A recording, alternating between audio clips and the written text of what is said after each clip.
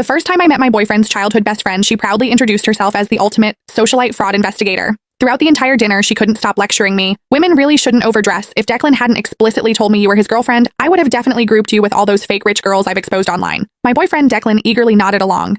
You really do dress a bit too flashy. You should listen to Sloane and tone it down. I couldn't even be bothered to argue with them. I made an excuse to go to the restroom, but right outside the door, I overheard Sloane delivering her expert appraisal of me. Declan, just look at how that woman walks and talks. She's obviously been through one of those gold digger training camps. She only approached you for your money. Think about it.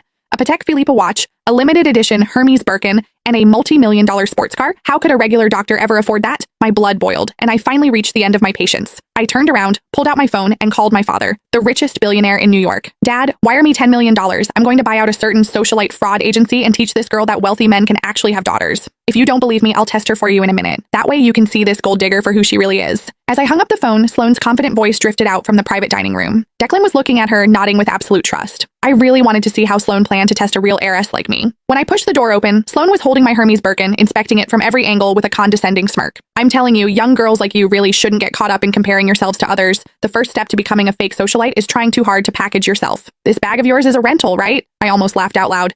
I bought this limited edition bag straight from the boutique, just building up the purchase history to get it cost me over $30,000. When Sloane saw I wasn't speaking, she assumed she had hit a nerve. She put on an I knew it expression and shifted her gaze to my Patek Philippe watch. Can you let me authenticate that watch of yours? Don't get the wrong idea, I'm just worried you got scammed into spending real money on a fake. After all, the bag is already a knockoff. Declan was already looking at me with deep suspicion. He gave me an order. Sloane is just looking out for you. Hurry up and let her see it. This watch was a promotion gift my oldest brother gave me last month. His entire watch cabinet is filled with pieces worth tens of millions of dollars. If Sloane actually appraised this as a fake, it would only prove that she was the real fraud here. I took off the watch, handed it to her, and smiled. Sure, this watch is a highly limited edition, so make sure you don't mess up your appraisal. Sloane eagerly snatched the watch. As she examined it carefully, I clearly caught the flash of raw jealousy in her eyes. It was obvious she had already realized the watch was authentic, but she still opened her mouth to lie. Oh wow, Declan. Your girlfriend is still trying to pass this off as a limited edition to get away with it, but it's actually just a cheap replica. I just have to ask, you're a young girl with an average family and an average job.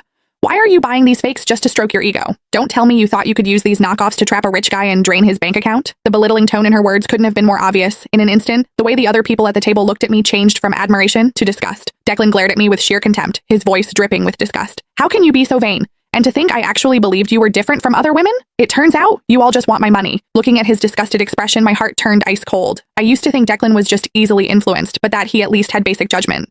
After all, we had been together for almost a year. Shouldn't he know what kind of person I am by now? The reality of the situation hit me like a bucket of ice water. I frowned, matching his dissatisfaction. Declan, who is actually your girlfriend here? You just blindly believe a single word she says? Since that's how it is, I don't see any point in finishing this dinner. I stood up, grabbed my bag, and prepared to leave.